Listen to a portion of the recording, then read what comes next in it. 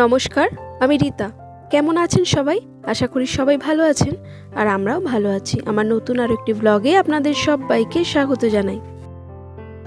আজকে যে ব্লগটি আমি আপনাদের সঙ্গে শেয়ার করছি, সম্ভবত এই দিনটি ছিল 26 জানুয়ারি, শুক্রবার।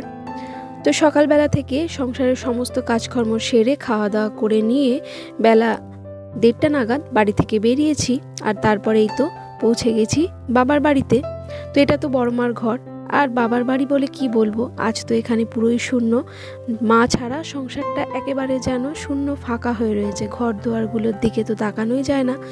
তো কখনো সখনো আমরা আসি, তো একজন ভাড়াটিয়া আছে, তার জন্যই আসা হয় মাস গেলে তার পেমেন্টটি নেওয়ার জন্য। এছাড়া খুব বেশি দরকার না পড়লে এখানে তো এখন আর আসা হয় না।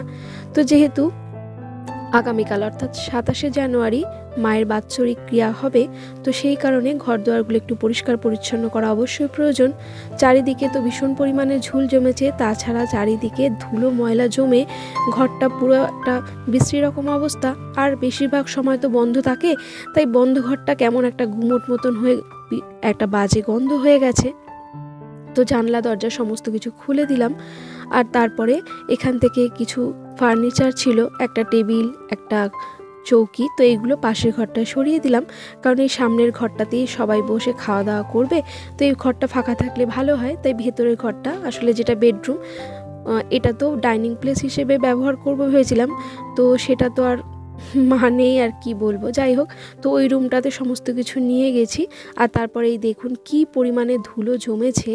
তো যত কোটোবাটা ছিল সমস্ত কিছু বাইরে বার করে দিয়েছি। আর এত কাগজপত্র সমস্ত কিছু জমেছে, তো এগুলো এখন বার করে দিয়ে তারপরে ঘরটা মুছে নেব। তো একবার দুবার মুছলে তো হবে না, প্রচুর পরিমাণে জলের কাজ আমাকে করতে হবে।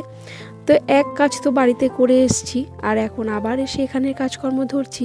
তো এখন আমি ছাড়া কেই বা করবে, আর বোনেরা যে যার কাজে আছে। একজন তো স্কুল আছে আর একজনের ছোট বাচ্চা আছে, তো বললেই তো তারা আর আসতে পারে না সব সময়, তবে আগামীকাল আসবে। তো যাই হোক, বাইরে যে সমস্ত কাজগুলো আছে সেগুলো তো আমি পারবো না। অর্থাৎ সামনে যে উঠোনটা আছে সেখানে অনেক ঘাস পাতা জমে গেছে, সেগুলো আমার হাজবেন্ড পরিষ্কার করছে।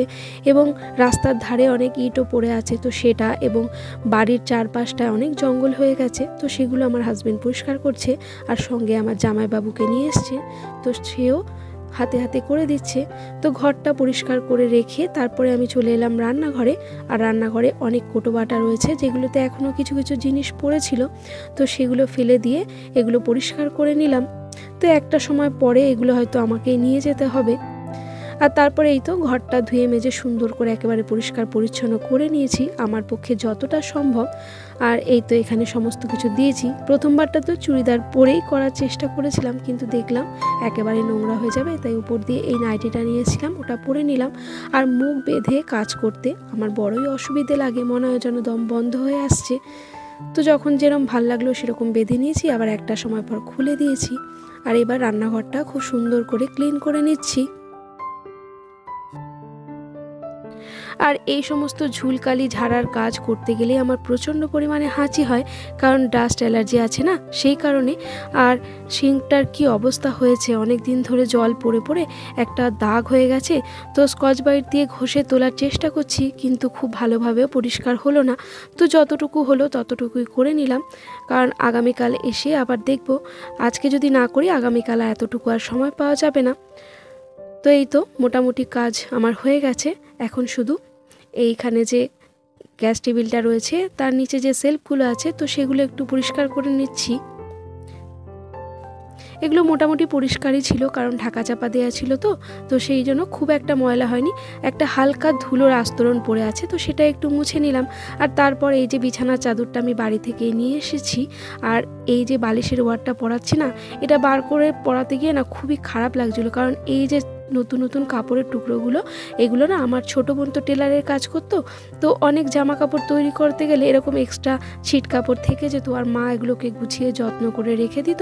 আর তারপরে হয়তো বা বালিশের ওয়ার কিংবা অন্যান্য কোনো কাজের লাগাতো, জানে মেয়েরা নাতিরা সবাই আসবে এবং অনেক বালিশের প্রয়োজন হয়, তাই বালিশের খোল, বালিশের ওয়ার এগুলো তৈরি করে রেখে দিত। আর আসছি তো এখন শুধু মনে হচ্ছে সব কিছুই পড়ে আছে, শুধু মানুষটা নেই। ভীষণ কষ্ট হচ্ছিল জানেন। তো যতটুকু পারলাম আমি পরিষ্কার পরিচ্ছন্ন করে গুছিয়ে নিলাম। বাকি যেগুলো রইলো এগুলো আর এই মুহূর্তে সম্ভব নয়, কারণ অন্ধকার হয়ে গেছে, সন্ধে প্রায় 6টা বাজে, চারিদিকে শাঁখের আওয়াজ হচ্ছে। আর এই ঘরটাতে একটা এরকম কার্পেট পেতে দিয়েছি। আর যা যা কালকের জন্য প্রয়োজনীয় কলা পাতা, ফুল, তারপরে আরও যে সমস্ত জিনিস লাগবে, এখানে গ্যাস ওভেন, কলার পেটো, সমস্ত কিছু এনে রেখে দিয়েছি। আর আমার হাজব্যান্ডও বাইরের লাইটটি জ্বালিয়ে দিয়েছে, তো সেও তার ড্রেস চেঞ্জ করে নিয়েছে। ওই যে বাইরে দিয়ে দেখা যাচ্ছে সন্ধে প্রায় একেবারে হয়ে এসেছে। তো এবার জানলা দরজা সমস্ত কিছু দিয়ে বাড়ির উদ্দেশ্যে বেরিয়ে যাব। আর জানি না আমার আজকের ব্লগটি আপনাদের কেমন লাগলো, একটা কমেন্ট করে জানাবেন। ভালো লাগলে একটা লাইক করবেন। আর এই ধরনের ভিডিওগুলি যদি আপনারা প্রতিনিয়ত দেখতে চান তাহলে চাইলে আমার চ্যানেলটি সাবস্ক্রাইবও করতে পারেন। আর যারা যারা অলরেডি তা করে ফেলেছেন তাদের অসংখ্য ধন্যবাদ। যেহেতু জানলাগুলো তো ব্যবহার করা হয় না, তাই এর যে ছিটকানিগুলো আছে সেগুলো প্রচণ্ড টাইট, তাই এইভাবে হাতুড়ির ঘা মেরে মেরে খুলতে হয় এবং দিতেও হয়। আর এই তো সমস্ত কিছু গুছিয়ে আবার দরজা বন্ধ করে এবার বেরিয়ে যাচ্ছি। আর এখানে আমি একটা শ্রী মাতাজির অল্টার রেখেছি।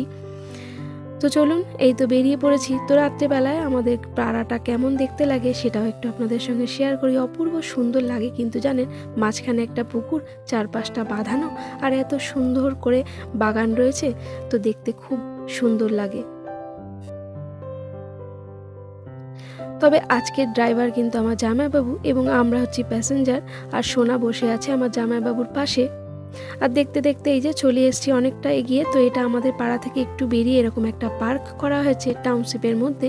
তো পার্কটা এতই সুন্দর করেছে, আলো দিয়ে সাজিয়েছে, আবার এরকম একটা ঝর্ণা, ভারী সুন্দর দেখায়। সন্ধেবেলায় অনেক ছোট ছোট ছেলেমেয়েরা এখানে ঘুরতে আসে, দোলনা চাপে, ভারী সুন্দর দেখায়। চলুন, আজকের মতো এই পর্যন্তই। সবাই ভালো থাকবেন, আবারও দেখা হবে।